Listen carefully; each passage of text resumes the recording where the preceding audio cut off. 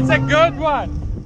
Welcome back to RuskiWeldFab, welcome back to Tegiwa Racing, welcome back to Cadwell Park Time Attack. May the first round of Time Attack. In 10 minutes I'm going for my first practice session. First time in a proper championship, first season. The car warmed up and okay from yesterday, so we're gonna keep the same power setting and just go and test the conditions, because the weather is a little bit different. It's not as hot, a little bit overcast, but hopefully it's not gonna rain. So let's get this show on the road, guys. Wish me luck. So this is it, guys. Staging area. The level of cars is unbelievable. I mean, what am I in for? Seriously.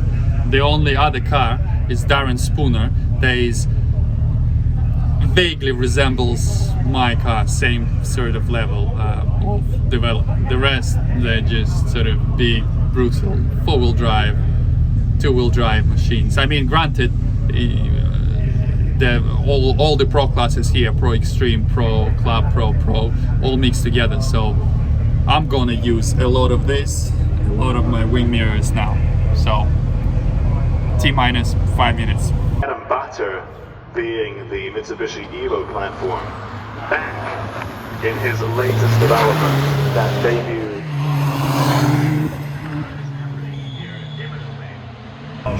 So the practice session has been completed. It worked, still in one piece. I did not film any laps because it was a practice session. I just kind of, again, a shakedown from yesterday's shakedown. So underpowered. Basically running about 10 to 11 psi of boost.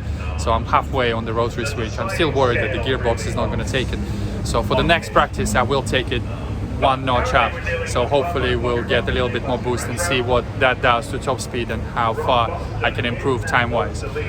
Because qualifying and the final session is the most important ones, and that's when I'm gonna have to pull something out of the bag if I am in any sort of hope and luck to be anywhere, not even on the podium, but anywhere in the middle of the field. So yeah, session 2 should start in about 15 minutes. So I'll probably film a few laps. So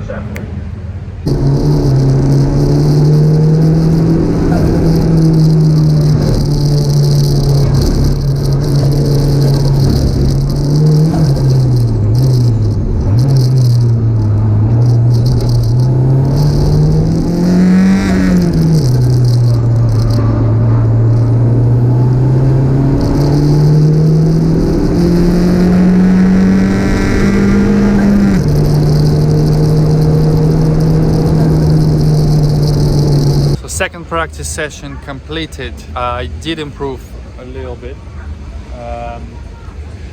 Power is a problem, and I'm actually starting to feel the open diff.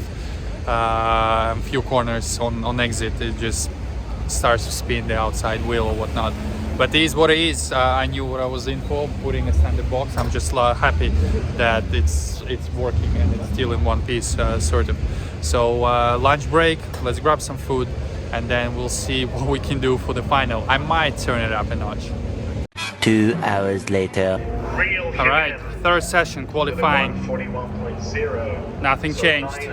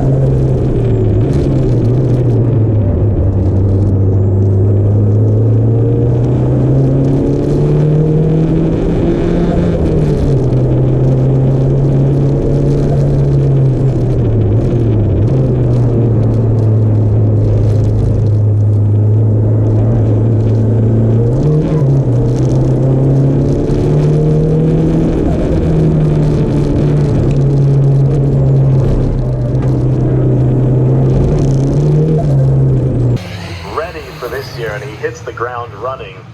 Well, about to go into the final.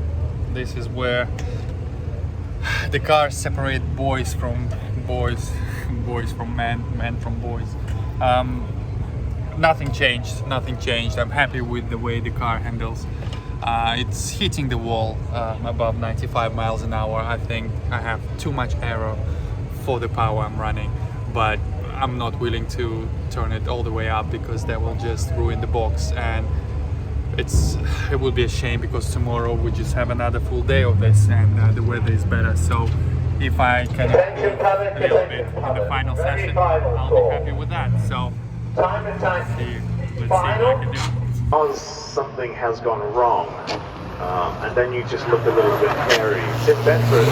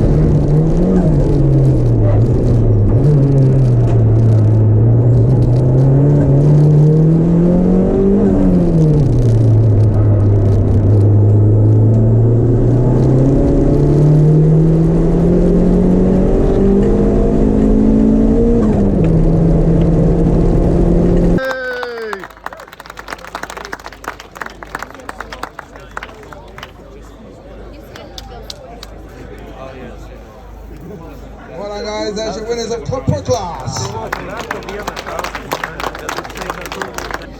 Well done. How does that feel? Feels awesome, obviously. Car is in one piece, and I have something to show for it. And we have tomorrow full day of racing. So yeah, what can I say, guys? I guess it's all worth it. Yeah, I'll see you guys tomorrow. 6.5 hours later. Alright guys, quick update. Alive tuning and motorsport. Why am I here? Well, you remember how I was saying that I think the timing is a bit off?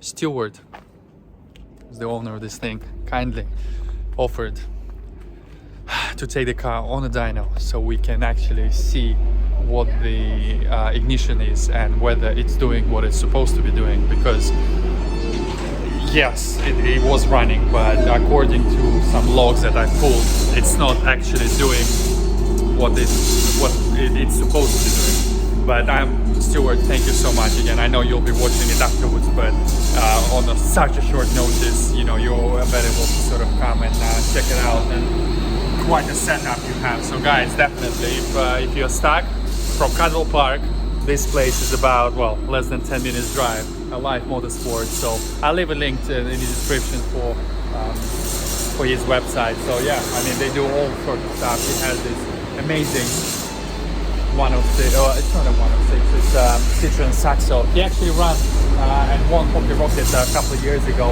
and obviously works on Clios. Yay! That's why you can trust this man. So right now we're just gonna basically run the car for a little bit and see whether the settings that are pre-mapped in a map is actually doing what they're supposed to be doing, as in with ignition and timing and all that stuff.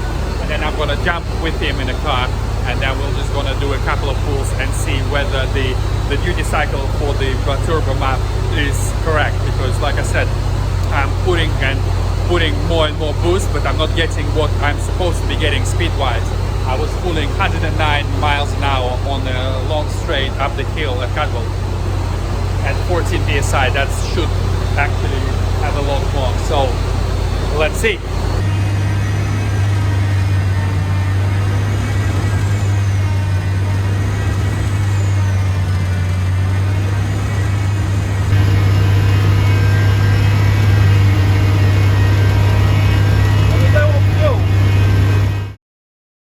Oh my god! It's like I'm running my own Chinese sweatshop.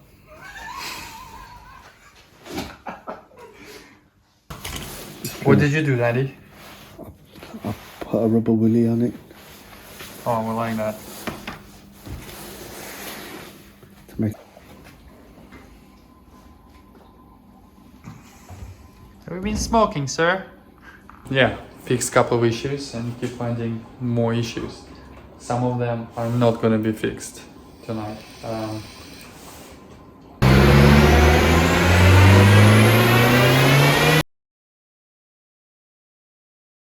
So yeah, my phone died. This was at 2 o'clock in the morning on the Live Motorsport dyno. Stuart is unbelievable. I cannot give him enough credit. He's just offered to dyno the thing and see what it was doing. Basically what we found, it was overfueling like mad, so it's running very, very rich. It's not producing the power we need. I'm not even going to start talking about sleeping clutch when it gets really, really hot, but obviously it didn't really manifest itself on the dyno. Essentially, there were numerous air leaks, so we fixed quite a few of those. Just straight after the turbo and before the manifold. The throttle body is leaking like a sieve from all the places, so that would need to be replaced. So yeah, I guess I was sort of ready for the next day racing. Unfortunately, well, maybe fortunately, I just decided not to film anything because it was pretty much the same, everything the same format, 4 sessions, 2 practices, qualifying and a final. I wanted to beat my time every day, so that's basically what I did. Practice sessions went in well, and actually the car performed much better because we fixed quite a few leaks. But then what happened is Mr. Pindewagen, Nigel, he kindly decided, well, he basically just said, send me your map, let me see at your fuel log, I can tweak it a little bit to make it even better. So I was a bit like, okay, let's do it. So he literally did it within 15 minutes, sent me the new map. So for qualifying session, I was with the updated map and the car ran much better, a little bit leaner on the top side. So I was definitely more confident. I still left the power down, 3 clicks down from the top power, so just to preserve the gearbox, but it definitely helped. And I managed my personal best, 1 minute 40. I wanted to dip below 140, but unfortunately it is what it is. Open diff was really making me much slower on exit from the corners. It was just spinning. I had to feather the throttle all the time. But yeah, it is what it is. And also, I've been given those 3 cups. So 3rd place is obviously the worst place out of 3 anyways. But for the first day, there were more than 3 cars anyways. But a few cars like Darren Spoon, unfortunately, did not finish basically a DNF. There was something wrong with his alternator. So only effectively 3 cars left. And I was the last one. No, actually, for the first day, there was 4 cars. I was a third, so I did actually beat somebody, but I'm pretty sure they had some mechanical fault. On the second day, on the round 2, there was literally only 3 cars left, so I was third out of 3. So I don't even consider them as winning cups of any sort, but as long as the car survived and I bettered my time, that's all it matters. Yeah.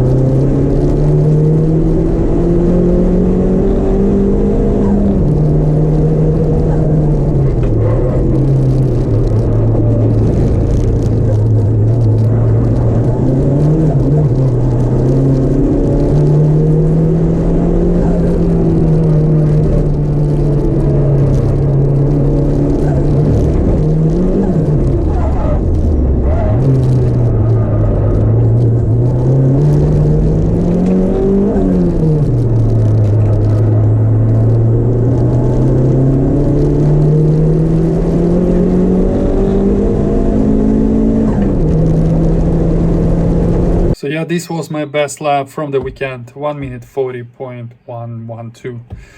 Fortunately didn't get into 39s like I was hoping, but the car survived, like I said, and yeah, it's still better than my personal best from before.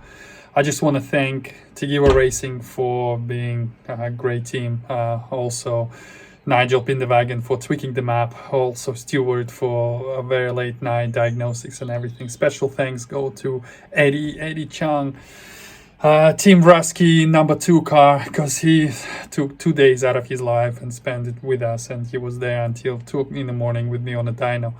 I also Ben from Corton Miller for doing all my tire pressures. Thank you very much.